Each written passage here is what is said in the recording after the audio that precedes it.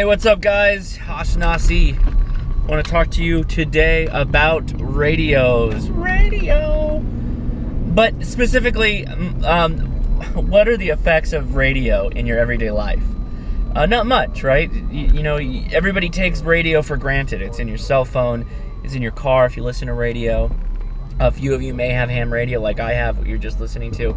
But they're just kind of everywhere, and we kind of just use them, and they're very, I don't want to say transient, but they're throwaway things. We could be using them one day, and if we lose them, we lose a big part of our lives, but they just go away. What is it that's more important? It's the data, right? It's the data that's on those devices that when we lose it, we freak out. So when I say cell phones or radio, most of you are like, well, it is, because whenever it's transmitting over some kind of radio, right? Either voice or data or whatever. It's just that the content is what you guys care about. So I want you to think of a hypothetical situation. Actually, no, I don't. I want you to think of a real life situation that's actually happened. You're at the Boston Marathon moments before the explosion, and you have a significant other, and they are off somewhere else.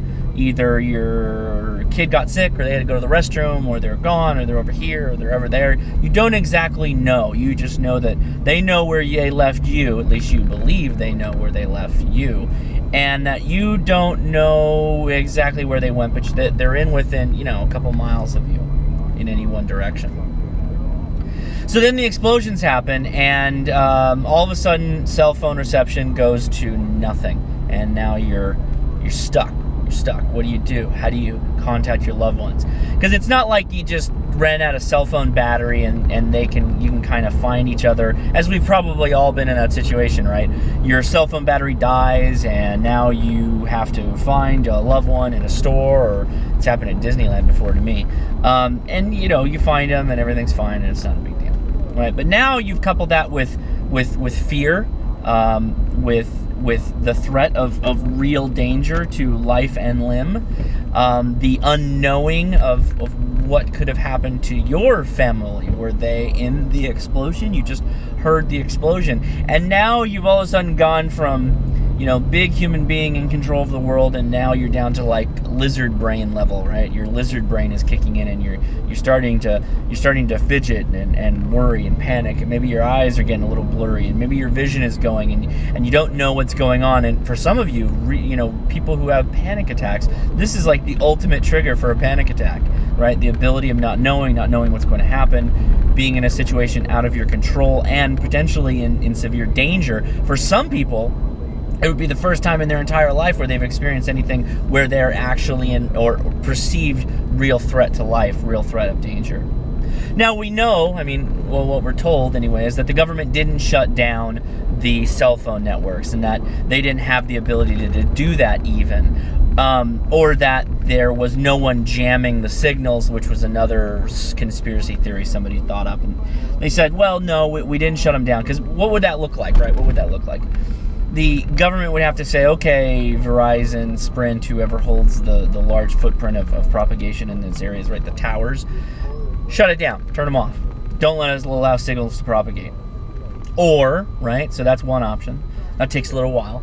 Or a guy in a SWAT van pulls out a box, relative size box, plugs it into an outlet, and flips a switch, and all of a sudden, all your cell phones die. What did he do? He's jamming. He's actively jamming. Now, that's, of course, illegal, right? We're not allowed to do that. We civilians cannot have cell phone jammers. They're highly illegal. But that doesn't mean that government probably has a couple of them, right? And a certain payload or a certain way they can deploy it. Probably, right? Probably. And what jammers do is they jam a particular spectrum of data, right? So certain radio signals would be jammed, Wi-Fi signals jammed, stuff like that. And those all exist in a little frequency band that you can throw a bunch of power at with a bunch of garbage noise, and you can black out the signal, right? Because the jammer is transmitting at a higher frequency than the radio, the cell phone, right? The cell phone is a radio, going back to what I was saying earlier. So now you're in this situation where everybody's pulling out their phone in there, because that's their lifeline at this point, right? They've got information that needs to exchange to alleviate their panic state of child wife, loved one, significant other, whatever, being in potential danger, and they can't reach them. So what do you do?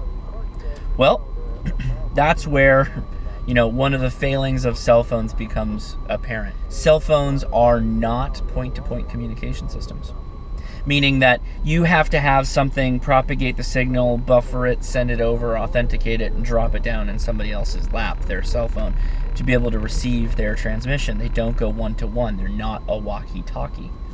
Walkie-talkie is a radio, more affectionately known as an FRS or a GRS or GMRS radio, right? What else is a radio? Well, obviously ham radio is a radio. That is obviously what I've been doing a lot lately. I've been posting some things on Instagram and Twitter. By the way, I'm Hashnasi on Instagram and Twitter if you want to follow any of those videos. But I've been a ham radio operator since 2005. Sounds about right. Anyway, it's been a little while, and I've only been a technician. I haven't upgraded to general, so I've been mainly playing around with handhelds like this, and I have a lot of these handhelds now. And things changed recently, in the last couple of years. The Chinese have really gotten involved in producing and manufacturing radios. And it's true, they're very much clones of other radios. For example, this Baofeng, which is a Chinese company, is a clone of a Yaesu radio, which is made by a Japanese company. But look at the size of this thing, right? Look at the size of this thing. This is a UV3R by Baofeng. There are other radios that are similar size. It's a 20-channel radio. And by 20 channels, I mean you turn it on, like so. You pop this little thing up on top here, and we turn it into channel mode, and you work through the channels. Oh, I take it back. Looks like I've got 99 channels on here. Right? And so you can preload these with a whole world of channels, and all it is a simple turn it on, leave the channel you want in place, lock this collar down so it doesn't rotate, and it'll pretty much stay on that channel. And then you can just push to talk and talk with this simplex call. Simplex means one way. What can you do to enhance that, right? So now you have a communication device. Well, obviously, your loved one or whoever we mentioned in the beginning of this discussion also has to have one of these.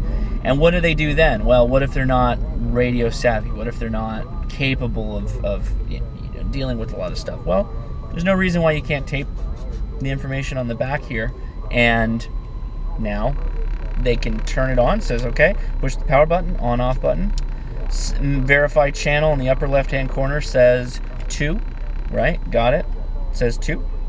And push to talk. Go on, talk for 2 seconds, let go, wait for 5 seconds. Go on, talk for 2 seconds, let it go, wait for 5 seconds. Or 10 seconds or 30 seconds or whatever. Good radio etiquette until, so you're not just holding it down. Oh my God, oh my God, oh my God, oh my God, oh my God, oh my God, oh my God. And not letting it go, because then you've locked the channel and nobody can talk unless they've got a bigger signal than you, right? But even then, if that person wanted to talk to you, you wouldn't hear them, because these radios work on I'm talking, I'm not receiving. I'm receiving, I'm not talking, right? That's how radios work. Some can do both. That is not this radio. This radio is $25 on Amazon, okay? And I'll post the link so you can check them out. So, people laugh, right? People laugh about the idea of having something like this. Oh, this is so old technology. This is so old school. This is so dinosaur. The reality is this is more powerful than your cell phone. This thing can transmit more robustly than your cell phones can, and most of the other handhelds that I have. My car blows them all out of the water. And then the home station's even more powerful than that. But when it comes to the real propagation of data, of sending this, whatever's going in here and flying out this back end, whatever band or frequency you're on, radio, ham radio, amateur radio, FRS radio, the other forms of radio beat the crap out of cell phones every day, because it's just a radio. It's just the form of a radio. All it does is go to a frequency of a given, a given band. You push down, you talk, it's broadcasting. It's broadcasting as you're talking. And that's it. That's all it does, or it receives, right? This is a transceiver. So its role and function, all the power is going to just that. It doesn't have to worry about your flashlight in the back or the camera or the data or this or that or the second radio that does data, right?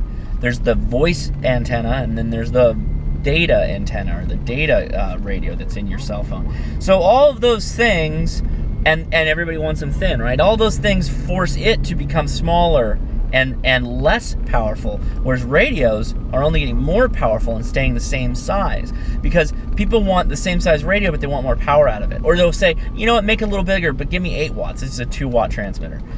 But, you know, make it a little bigger, give me 5 watts. You know what? Yeah, a little bit bigger, give me 8. I'll take 8. So that's a huge improvement over 2 watts. 8 watts will get you all over the place. It'll get you, if you can get a little bit high up, you know, just a little hill, you'll be propagating for miles with 2 meter or 70 centimeter frequencies. So again, all right, so now we're back in Boston. You've got buildings all around you. Cell phones are dead, right? They're squashed because no one can get through. The ham radio, I'm sorry, the cell phone antennas have clogged everything up. You cannot get through. So what do? You pull this out, you turn it on. Back says, for emergency situations, turn to channel 1. And, you know, broadcast for 2 seconds, stating who you are, where you are, who you're trying to get in contact with. Let go. Wait for 10. Turn your radio on. You hear your loved one speaking. You wait for their 10-second gap. You say, this is me. Where are you?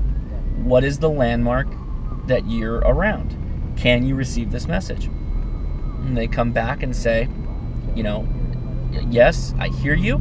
I'm in front of Joe's Donut Store. Can you find us? Okay. Can you give me directions how to get there? I didn't walk where you walked. Can you give me directions from where you left me? And now all of a sudden, your panic has subsided. Your concern is starting to go away. You're obviously not going to be okay until you're reunited and you're all out of there. But you've taken something scary. You're taking something that felt out of control, and you've brought it together. Communication, human communication, is one of the most important things that we use every day, and we take it for granted. Understanding how these work, the ability to just operate with these radios, not even ham radio, just FRS family radios, right? The ability to really use the features that come along with those radios will aid you immensely in an emergency situation. The forethought to write on the back here, right? And what could you do, right? What could you do easily? You know, make a label on your printer, stick it on there, and throw a piece of packing tape over the top of this just to laminate it so it doesn't get worn out. Done. Buy, you know, I said this is $25. Buy 4 of these. Buy $100 worth. Program them all the same. Give one to your wife with a charging capability. And hey, heads up, this little connector, wrong connector. The connector for the DC in, right, for charging this little pole connector here, that can be, there's a USB end on the end of this. That can connect to my solar panel, my Goal Zero solar panel. So now I can charge this solar. Or you can charge it off a car battery with a little USB accessory port. Throw this in your go bag, right? Take the antenna off, throw it in your go bag. Maybe you can separate the battery off of it so it's not, you know, some parasitic drain. Roll it up in a Ziploc bag, seal it up, put it in a container, leave it alone, right? Now you got one with your person that you keep with you. You got one in your go bag that's in your trunk. Your loved one has one. Maybe your kid has one. Maybe you would leave one in the safe at home, right? Because again, it's the size of a deck of playing cards, and it's got your plan quickly and easily written on the back. Easy stuff, right? That's the simple, like, scratching the surface of what radio can do for you. I'm not going to do it now, but we can talk about, like, packaging positioning system. This radio, right? This radio will broadcast its packet. It's GPS enabled. It will broadcast its GPS location out and receive GPS locations in. Could you have one of these on you? And could you have a little tracker element on your child or your wife's car? Not nefarious because you're trying to keep tabs on her, but, you know, could you do that? And could you have that in an emergency situation? Could you tell your wife, Okay. Do you know how to get back to the... I can't get to you. The cops have blocked off the road. Can you get back to our car? I can. Okay, get back to the car. Now, you can use your radio in case you're lost or whatever to get back to your car because the heat of everyone around you, because it points in the direction of where it is. And then you're off and running, right? Or she can get inside and she can get to the radio in the car, right? The standard deck radio right here.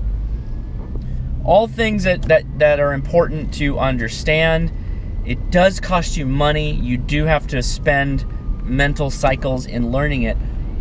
But knowing it, just like anything else, like all my other videos, like my brewing videos, what am I trying to do? I'm trying to learn something, really stick it in my head, how to do something at least at a novice level, right? At least at a novice level, you could start with that. You can work with that. You can do something with that. And if you can build on that as time goes on, right? Because you got to start somewhere. You got to lay the foundation. You got to start to get better at something. How do you do it? Well, you just do it. You just do it. Just do it, right? Always find something. And I know everybody hates, I can't take on a new hobby. I can't take on a new hobby. I can't figure out a new hobby. Well, the only way you're going to learn these skills is if you actually do it. I'm not saying go out and spend thousands of dollars on radio equipment. Never would I say that, because you probably aren't going to like it. But, an FRS radio, this is not an FRS radio, but they're relatively this size. And I'll post a couple FRS radios in my description that you can go check out. FRS radios, same thing. We'll all meet on channel X. If channel X is busy, God, okay, dude, you really needed that badly to get in front of me.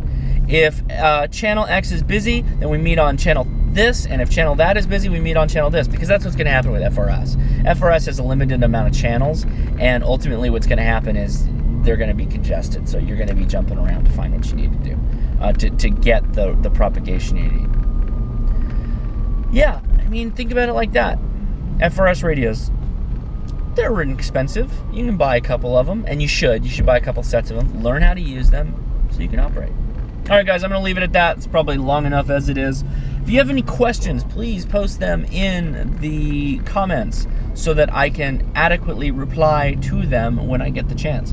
Because this is very important. I take this very seriously, and I think you should take it very seriously too. Radio is incredibly important, and I don't just mean your cell phones. Your cell phones are very important too, and keeping them up and running if you can is important. But for a cell phone to work, it requires other people that you don't have control over, other people whose equipment you don't have control over, other people's whose hardware is not in your control, and that's the real power in the thing, right? The cell phone doesn't have the power. Handheld radios have the power, mobile radios in cars have the power, and base stations in your house have all the power. So it's good to know that. It's cheap to get started with. Actually, this weekend I'm going to be going to a swap meet that's just for radio equipment. Lots of good used equipment available there. So look forward to a video about that in a couple of days here. All right, guys, take it easy.